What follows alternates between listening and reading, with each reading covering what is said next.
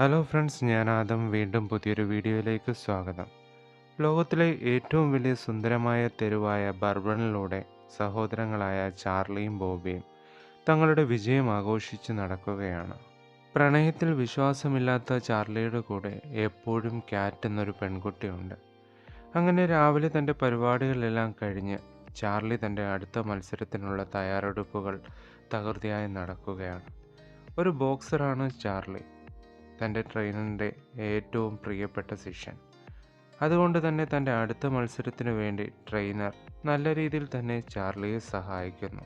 ഇന്നത്തെ പരിപാടികളെല്ലാം കഴിഞ്ഞ് വീട്ടിലേക്ക് മടങ്ങുന്ന ചാർലി സഹോദരനായ ബോബിയെ കാണുന്നു.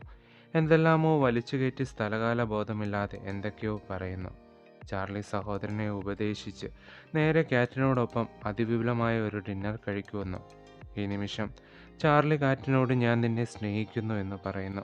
ഉടനെ തന്നെ കാറ്റ് മറുചോദ്യമായി എത്ര എന്ന് ചോദിക്കുകയും ഉത്തരമില്ലാതെ ചാർലി പതറുകയും ചെയ്യുന്നു.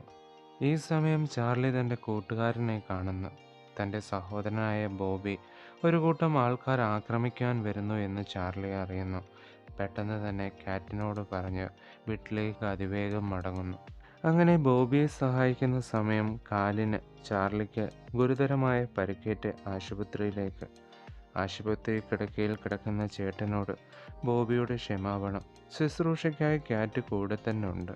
അങ്ങനെ നീണ്ട ദിവസത്തെ ആശുപത്രി ജീവിതത്തിന് ശേഷം ചാർലി വീട്ടിലേക്ക് മടങ്ങുന്നു. ചാർലിയുടെ ജീവിതത്തിൻ്റെ സ്ഥിതികൾ മാറി തുടങ്ങുന്നു. ശാന്തമായ ഒരു ജീവിതം തേടി അവൻ തൻ്റെ പോരാട്ടങ്ങളെല്ലാം ഉപേക്ഷിക്കുന്നു. കാറ്റിനെ വിവാഹം കഴിക്കുന്നു.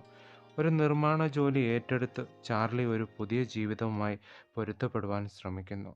എന്നാലോ കാറ്റ് ഈ പുതിയ ജീവിതം ഒട്ടും ഇഷ്ടപ്പെടുന്നില്ല.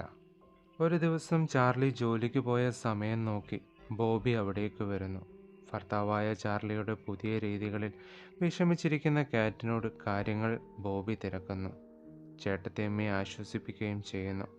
രാത്രിയിൽ വീട്ടിൽ വന്ന ചാർലിയോട് കാറ്റിൻ്റെ വിഷമങ്ങൾ ബോബി അറിയിക്കുകയും ചെയ്യുന്നു. എന്നാൽ ഒന്നിനും ചെവി കൊടുക്കാതെ ചാർലി അടുത്ത ദിവസം നിർമ്മാണ ജോലിക്ക് വേണ്ടി പോകുന്നു. കിടക്കയിൽ കിടക്കുന്ന ബോബിക്ക് ആഹാരം കിടക്കയിൽ കൊണ്ട് തന്നെ കാറ്റ് കൊടുക്കുന്നു. പിന്നീട് രാത്രി വരെ ബോബിയും കാറ്റും ഒരുമിച്ചിരുന്ന് മദ്യപിക്കുന്നു.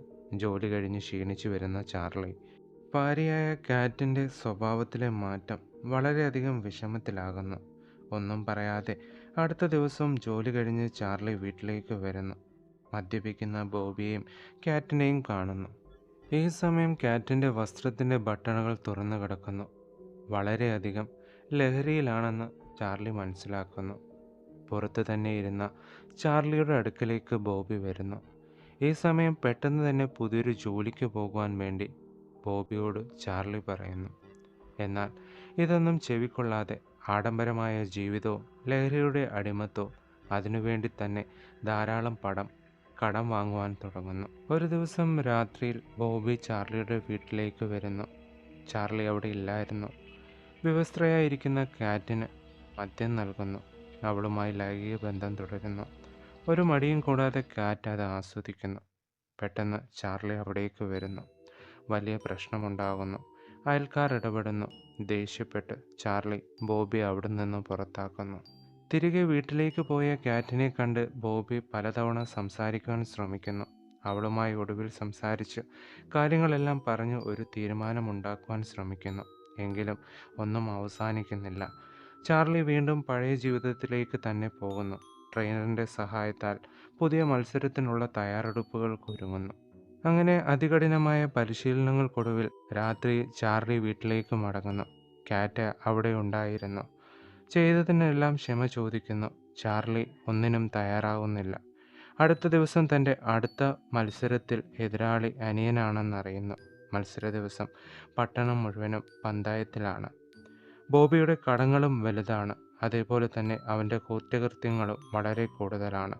അതുകൊണ്ട് തന്നെ ബോബി ഒരിക്കലും ജീവനോടെ റിങ്ങിൽ നിന്ന് പുറത്തു പോകല്ലെന്ന് ചാർലി ആഗ്രഹിക്കുന്നു. എന്നാലോ ബോബി അനുജനായതുകൊണ്ട് മാത്രം ബോബി രക്ഷപ്പെടുന്നു. ശുഭം. ഇനിയും ഇതേപോലുള്ള നല്ല വീഡിയോകൾക്കായി ചാനൽ സബ്സ്ക്രൈബ് ചെയ്യൂ. വീണ്ടും പുതിയൊരു വീഡിയോയുമായി കാണുന്നവരെ നന്ദി.